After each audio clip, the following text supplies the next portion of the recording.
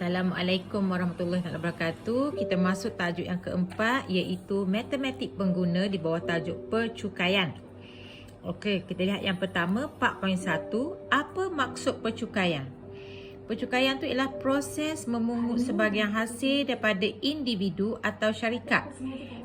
Maksudnya kita ni sebagai individu yang bekerja, yang punya pendapatan perlu membayar cukai kepada kerajaan. Kenapa? Apa tujuan dia? Okey, tujuan dia ialah sumber pendapatan kita dapat tu sebagai sumber pendapatan kerajaan. Untuk apa? Mentadbir urus negara. Kalau tak ada cukai, macam mana kerajaan ingin mentadbir urus negara? Nak membiayai projek pembangunan seperti buat sekolah, buat masjid, buat bangunan-bangunan untuk infrastruktur, dan mengagih semula mengagih semula ni maksudnya ketidakseimbangan pendapatan ni, maksud dia katakanlah daripada cukai jugalah dia boleh beri kepada orang-orang yang tidak berkemampuan. Okey, seterusnya kita pergi lagi. Kawalan penjualan. Tujuan dia kenapa? Untuk kawalan penjualan. Contoh, untuk mengurangkan pembelian ataupun penggunaan perkhidmatan. Contoh, dengan ada cukai ni, kurang-kurang kerajaan boleh mengurangkan pembelian rokok. Sebab bila cukai, harga akan meningkat lah. Harga rokok mahal. Okey, cukai arak, nak mengelakkan kurang orang minum arak ni, orang bukan Islam lah. Perkhidmatan seperti tempat-tempat perjudian. Okey, lagi apa dia? Alat pelaksanaan polisi kerajaan. Untuk apa? Dengan cukai juga boleh mewujudkan masyarakat penyayang.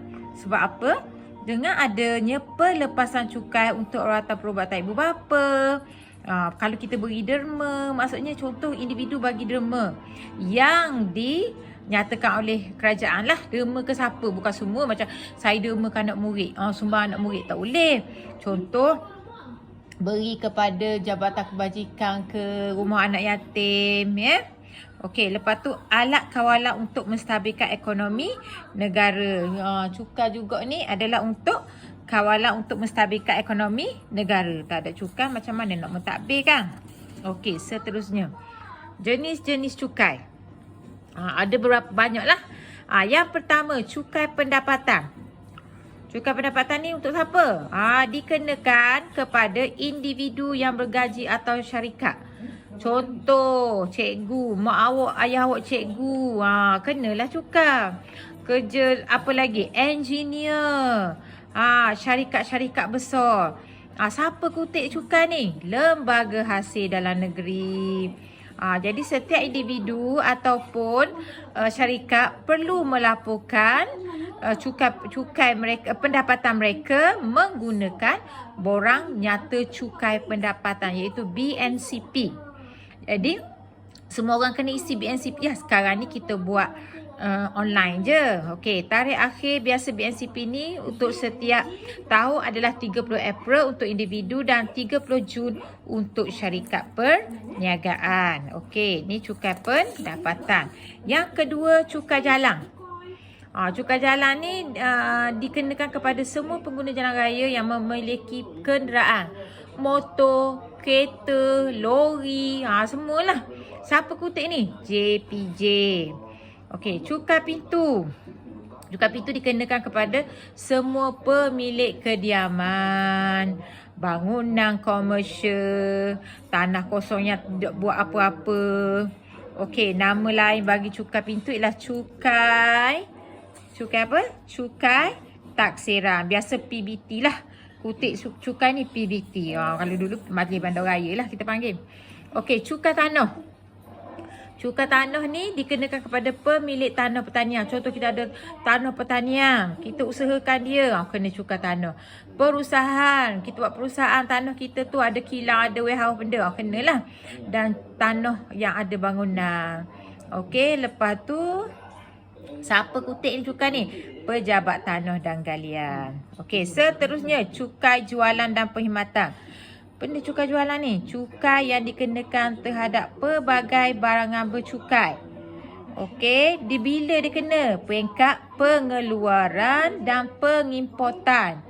Okey, yang melebihi 500 setahun. Maksudnya dia keluarkan buat pengeluaran tu nilaian dia 500,000 setahun atau pengimportan. Ni dia akan kena cukai lah. Cukai jualan ni sekali je setahun deh. Cukai perkhidmatan dikenakan pada siapa? Perkhidmatan lah, telekomunikasi, hotel kita pergi kan, hotel kenakan cukai, insurans. Ni perkhidmatan lah. Okey. Macam mana nak kira cukai pendapatan ni? Okey, mula-mula step dia. Hitung dulu pendapatan bercukai. Dia ada dah lah guideline dia berapa pendapatan bercukai. Kita akan tengok nanti dia ada jadual lah. Lepas tu hitung cukai pendapatan. Lepas tu tolak ribat cukai dan akhir sekali cukai pendapatan yang perlu dibayar. Ribat cukai pun dia ada jadual juga Okey. Jadi macam mana nak tahu pendapatan tahunan yang layak dikenakan cukai? Okey, pendapatan bercukai sama dengan jumlah pendapatan tahunan. Katakanlah pendapatan tahunan saya 50,000. Tolak dengan pengecualian cukai. Banyaklah pengecualian cukai. Contoh kita bayar zakat, kita beli laptop, beli alat telekomunikasi, beli insurans. Tolak dengan pelepasan cukai. Jadi jumlah pendapatan tahunan. Okey, jumlah pendapatan tahunan hak mana? Gaji, upah, dividen, faedah, sewa kita dapat. Tu adalah jumlah pendapatan tahunan. Contoh saya cikgu. Saya ada rumah sewa. Jadi pendapatan saya mestilah gaji yang saya dapat tu tambah dengan pendapatan sewa bulanan orang sewa rumah saya tu. Tu dikira jumlah pendapatan tahunan. Okey, pendapatan yang tidak dimasukkan. Ada juga bukan semua pendapatan kita masuk. Contoh, allowance petrol. Kita dapat allowance petrol.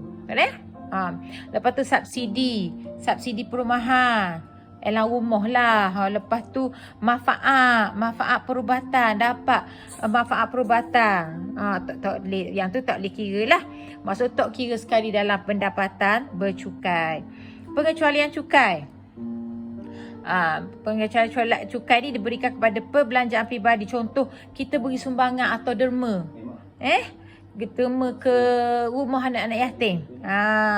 Ataupun kita beri kepada agensi kerajaan yang maknanya kerajaan minta untuk beri sumbangan kepada siapa-siapa. Kita boleh pengecualian cukai lah. Okey. Lepas tu pelepasan cukai apa mana? Perbelanjaan tertentu, contoh rawatan penyakit. Kalau contoh kita ada bela mak ayah, kita beri rawatan perubatan mak ayah dari si buah pinggang. Kita boleh pelepasan cukai. Insurans yang kita ambil setiap tahun. Okey, insurans. Lepas tu pengajian, yuran pengajian. Kita tambah belajar, ada yuran pengajian. Okey, jadi itu adalah pelepasan yang kita dapatlah.